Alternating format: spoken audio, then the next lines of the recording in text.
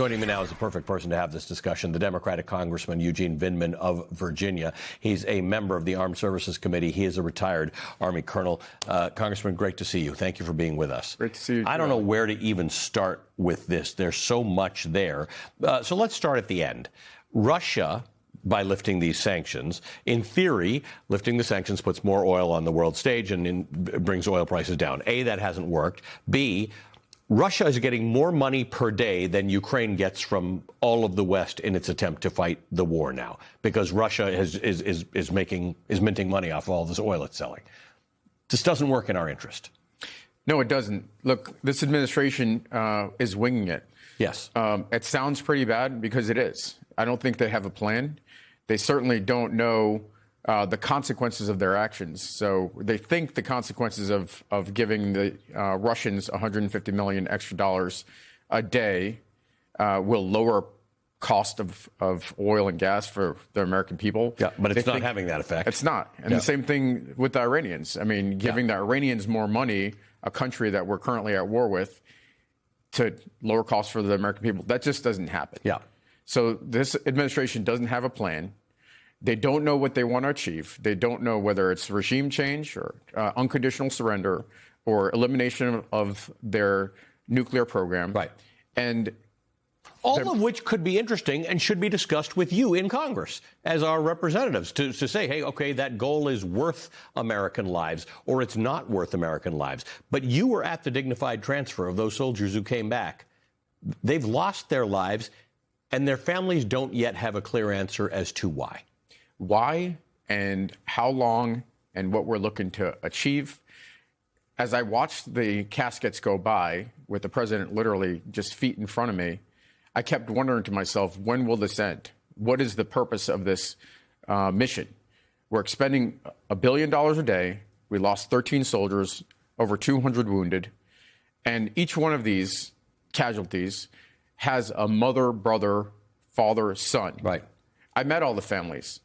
Young children that don't have a parent. And right now, the American people have no idea why, no confidence that the leadership of this administration knows what they're doing. And frankly, it's chaos. So Mike Johnson said this isn't a war. Now, this is a little trick people use all the time. Vladimir Putin's actually using that trick in Ukraine, right? You can't call it a war. You will actually go to jail in Russia for referring to their excursion into Ukraine as a war. Vietnam was never a war. It was a police action. This is nonsensical to most Americans. When you send soldiers out or sailors or airmen and they die in a conflict, whether Mike Johnson calls it a war and wants or doesn't want Congress to approve it is not a real thing to most people. Absolutely. Look, I will tell you, Mike Johnson has a problem. You saw the commentary by Lauren Boebert. Yep. She's not the only one. Not the only one. In fact, I've had conversations with Republicans in private that have told me that boots on the ground is a red line for them. Now, whether they follow through on that, obviously, is a real question. Well, that's always the issue with this Republican conference, right? It is. People say things, and then once in a blue moon on the Epstein files, they happen to. James Comer happens to. Rand Paul does, but that's because he doesn't think we should be involved in these things, so he's pretty consistent. But the rump of Republicans go along with Donald Trump. They do, because they're scared, but also they don't know what it means to hold the president accountable. This president right now is conducting, this is the 8th conflict that he's involved the United States in just the last 14 months. 9 if you count Iran twice. Correct. Because there was last June when he apparently obliterated their nuclear program so as not to have to get involved in this again. So what was it? Was he lying then or is he lying now? I think he was lying both times, actually. And what he did, what we know he clearly lied about, was that he was not going to involve us in Middle East conflicts. Right. He is specifically doing that right now. Said that. Exactly.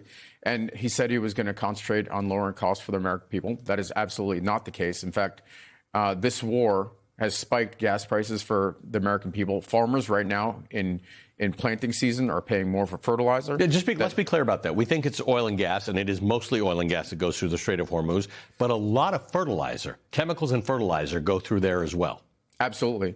And I sit on the Agriculture Committee in addition to Armed Services. And so I know that after the war in Ukraine started, the input costs, fertilizer costs, increased for farmers. And now, on top of that, the president started a new conflict, spiking fertilizer costs by another 50%. guess what? The American people are going to see that at the grocery store. And so the president's promises of focusing on affordability, costs, that was clearly a lie. The president's promise of not getting involved in the Middle East conflict, another one, that's a lie. And the prospects right now are not great for where this ends and how much more blood and American treasure is expended. For so you lost a constituent, by the way, in this war, but you've got agriculture in your district. I do. Everybody who drives a car is paying more for gas. You're going to pay more for everything that comes from a farm because they need diesel and they need fertilizer, both of which are costing more. They're being hit by tariffs. Their goods have to be transported by truck, and everything else you buy that comes from UPS or whatever the case is goes up. So you're getting hit far more times. You may think the gas prices are high and that's affecting you, but the average American's getting hit on many, many different levels. Absolutely. And so you're seeing it at the grocery store, you're seeing it at the gas pump, and you're also seeing it in your 401k. I mean, the market is obviously tanking because there is no confidence. All the gains from this year are gone. Exactly. On the stock market. We're negative for the year. And because the confidence in this administration being able to manage this conflict is quickly evaporating. And the rest of the world, and certainly our European partners, and frankly our adversaries, are seeing what's going on. And it's not a great situation. Well, we've moved all of our assets out of Southeast Asia and East Asia. So, the Chinese are sitting there saying, hey, that's interesting. All your aircraft carriers are gone from here. There's a lot that can go wrong here. The Chinese and the Russians are happy. Yeah. Let's put it that way. Nice to see you in person. Thank you for being with us. Eugene Vindman is a Democratic congressman from Virginia, and he's a retired Army colonel.